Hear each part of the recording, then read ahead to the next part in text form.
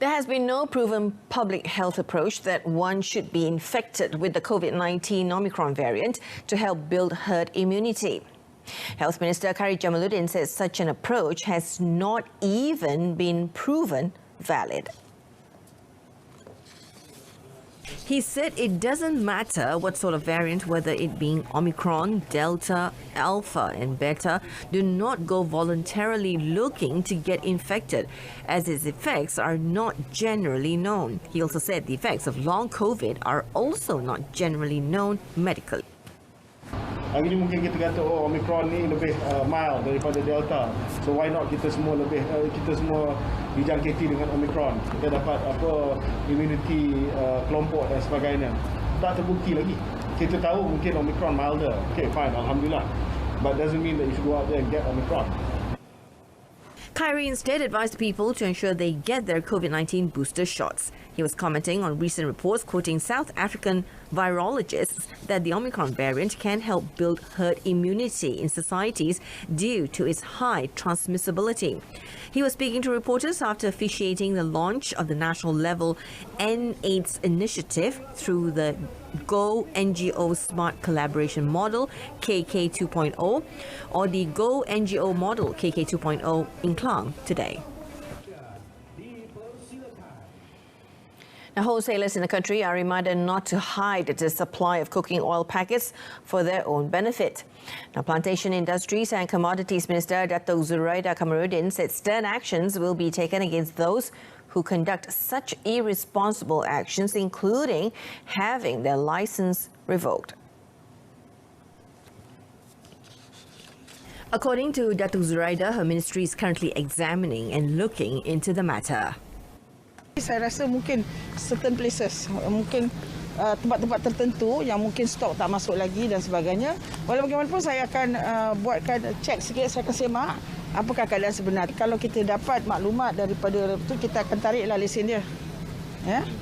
Kalau mereka menyorok, banyak lagi orang nak buat. Okay. Traders in several areas were reportedly facing a shortage of packed cooking oil supply since last month, which subsequently also affects the consumers. The Ministry of Rural Development, or KPLB, has received a total of 2,044 applications as of 9th of January for house repairs and construction of new homes in flood-affected rural areas in 8 states.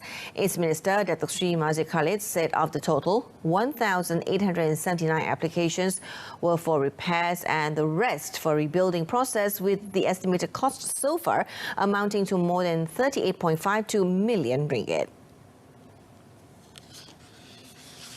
He said there will be more applications and the ministry is still waiting for data and information from the Disaster Operations Control Centre. Semua ni kerja-kerja pembaikan ataupun kerja-kerja membina baru kita terus laksanakan. Minggu ni mulai besok insya-Allah kita akan bagi lagi indent ataupun surat tawaran kepada kontraktor di tempat-tempat yang dah ready. Data dah ada, rumah mana nak repair, berapa rumah, kita akan bagi. Datuk Sri Mahazir said the appointed contractors have to complete the work within the stipulated period. He further explained that the government had set a maximum amount of 15,000 ringgit for the repair of each house and 56,000 ringgit for rebuilding a house. Overall, he said the ministry had allocated a total of 50 million ringgit for that purpose. The federal government has channeled 400 million ringgit in petroleum payments to the Kelantan government for the year 2020 and 2021. Now, Finance Minister Tengku Datuk Sri Zafrul Tengku Abdul Aziz said the payments were given directly to the state government based on 5% of the state's petroleum revenue. He said payment of 200 million ringgit was made last year and another 200 million ringgit in 2020. Justru penyaluran wang ihsan tahun 2019 contohnya hanya 28 juta ringgit. Ya. Di bawah kerajaan persekutuan sekarang, ya, pembayaran dibuat secara langsung kepada kerajaan negeri dan 100% tu disalurkan. Apa duit hasil petroleum kita dapat 100% disalurkan Ini yang disebut tadi lah 5% hasil petroleum bagi medan yang pengeluaran yang medan berdekatan dengan Kelantan. Speaking after a briefing on Budget 2022 with the Kelantan civil servants in Kota Baru, he said the payments were made based on the current price of petroleum. Devotees and visitors have begun to congregate at Sri Subramania Swami Temple in Batu Caves today. They're eager to fulfill their vows and offer prayers ahead of the actual festival day this coming Tuesday. Now, most were seen bearing the Pa'al Kodam, a milk pot on their heads, which the contents they would pour over the statue of Lord Murugan when they reached the temple within the cave's complex as their offerings to him. Checks as early as 8 a.m. found that many visitors took the opportunity to drop by the temple to take part in the festivities themselves, subject, of course, to the standard operating procedures or SOPs set. Only several stores selling flowers for prayers and food stalls were open in the temple grounds, a far cry from the pre-COVID-19 pandemic years. Batu Caves officials say they received visitors who came to pray as early as midnight. Only 500 people were allowed to enter the temple grounds at any one time to ensure physical distancing and to avoid crowding. Public announcements were also made periodically to remind visitors to wear face masks and to keep their distance, in addition to conducting sanitization work after every prayer session. Meanwhile, Selangor Police Chief Dato' Arjunaidi Mohamad said in a press conference today that the current situation at the temple grounds was under control and that things were going smoothly. Overall, 1,500 police personnel are involved with the assistance of other agencies, including the Fire and Rescue Department, the Selayang District Council, and the Health Ministry.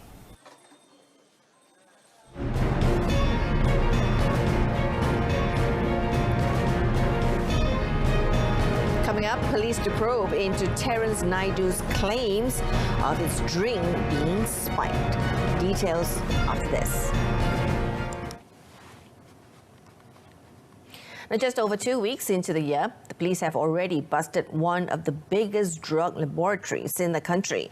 The Bukit Aman Narcotics Crime Investigation Department Director, Dato' Ayub Khan Maidin Piche, said 2 tons of ketamine drugs worth 111.2 million ringgit were seized in 3 separate raids held around Batu Gajah in Perak.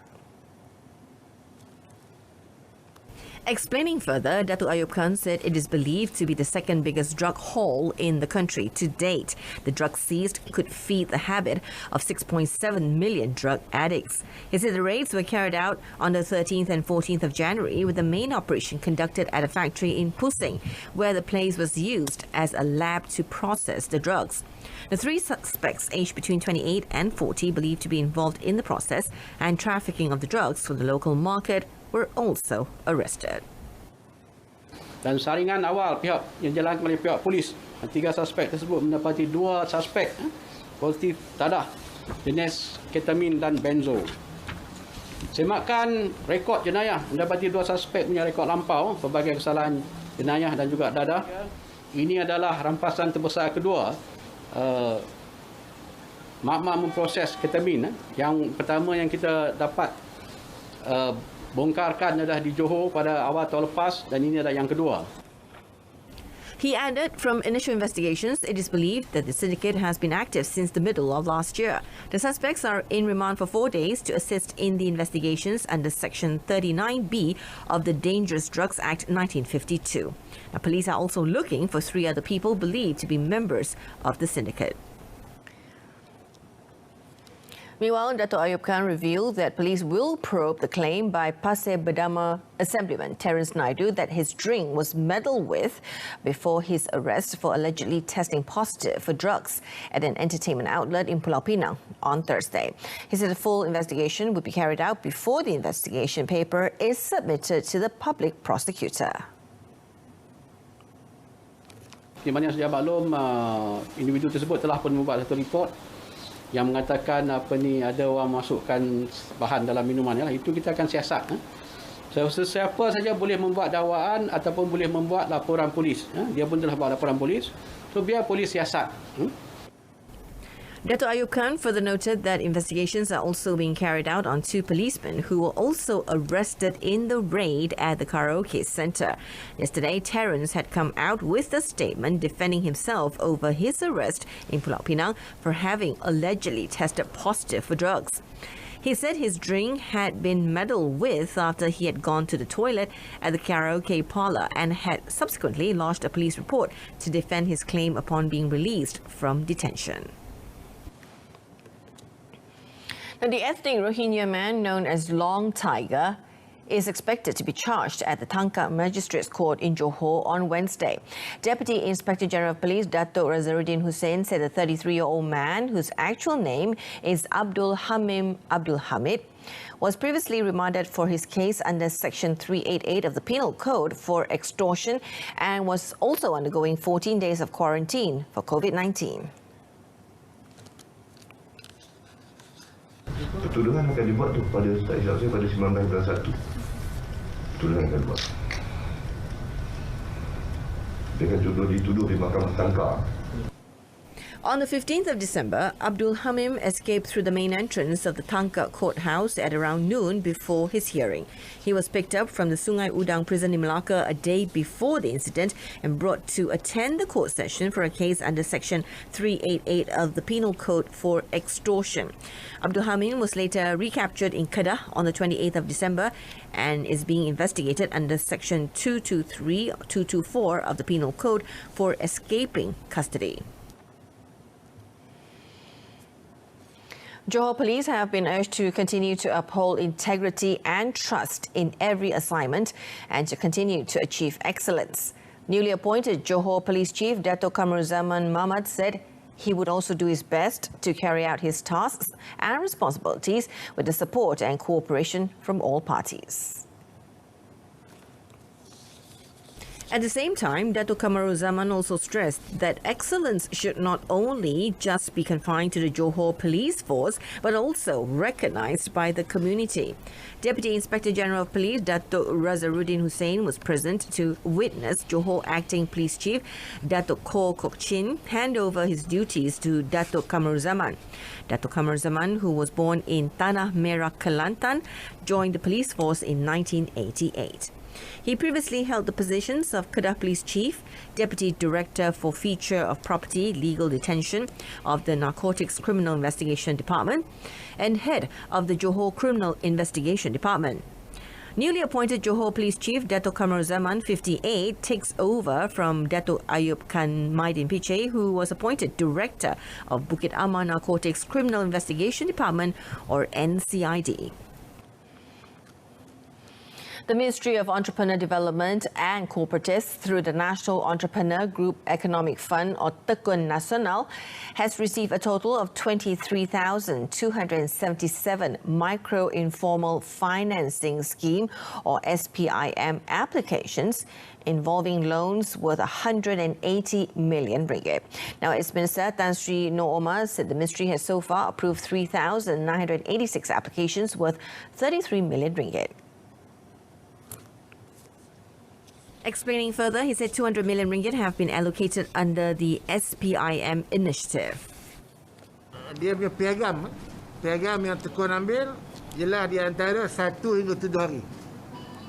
1 hingga 7 hari ini melibatkan 3,807 orang, iaitu 95%. Kita luluskan dalam tempoh 1 minggu. Yang bakinya lebih kurang 4.6% lagi, itu di antara 8 hari hingga ke 14 hari. Itu mungkin ada perkara yang maklumat yang mungkin tertinggal. In terms of flood-related loans, Tekun had approved 232 applications valued at 2 million ringgit, out of which 114 applications were from Selangor, involving allocations worth 1.1 million ringgit. He explained that his ministry is also undertaking a study so that entrepreneurs affected by floods could get a one-off assistance besides being provided with these loans. Now, Air Asia today said it is ready to take on the food delivery giants and surpass them in the future with the acquisition of Pulau Pinang startup Deliver Eats and talents from the industry. Air Asia Group CEO Tan Sri Tony Fernandez said the move harked back to when he and his partner founded the airline by taking over a fledgling airline and turned it around into a major player in the industry. He said being the fourth biggest airline in Asia, only surpassed by the Chinese airlines, Air Asia, which started with 2 planes today, is serving 90 million passengers.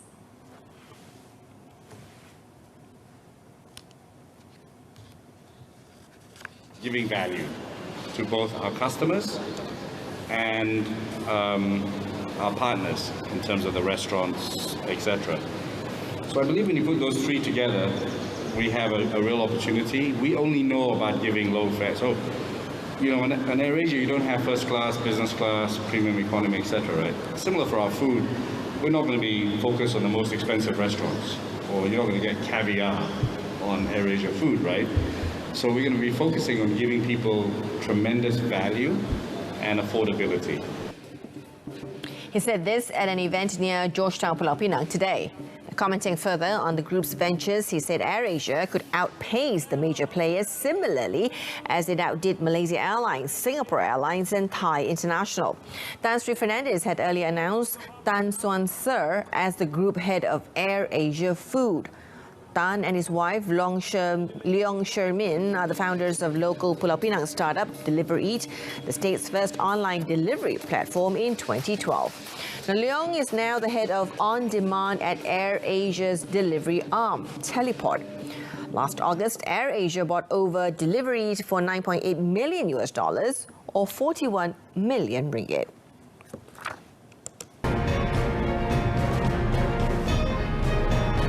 Next up in sport, Tang Jie Yanwei dream of winning maiden major title dashed in Indian Open finals. Now, the hope and dreams of national mixed double shuttlers Cheng Tang Jie and Pek Yen Wei on winning the Indian Open title dashed today when their impressive momentum throughout the tournament was stopped by Singaporean double Terry Hee Yong Kai and Tan Wei Han in the final match earlier today. In the first set action, Tan Jie and Yen Wei managed to stand toe-to-toe with their rival. However, the Singaporean double were more effective in their gameplay, securing the first set victory at 21-15. In the second set, despite fighting back relentlessly, Terry Wei Han pair proved to be a formidable foe for Tan Jie and Yen Wei. The national pair managed to catch up to their rivals after being left behind for most of the set with 9-15. However, Terry and Wei Han proved their dominance when they ended the game with 21-18. The Singaporeans, who clinched the 2021 Czech Open title last October, came into the finals still fresh, having received a walkover from Russians Rodion Alimov, Alina Davlitova, after Alimov tested positive for COVID-19 before the semi-finals. And that's all for today's News at 10. Our headlines for today: no medical proof of getting infected with Omicron variant help build herd immunity. For more news, don't forget to tune in to Updates at Noon at 12:30 tomorrow afternoon on TV2. And Saluran Berita RTM also available on RTM's website and mobile app. I'm Jessica Lee. Thank you for watching.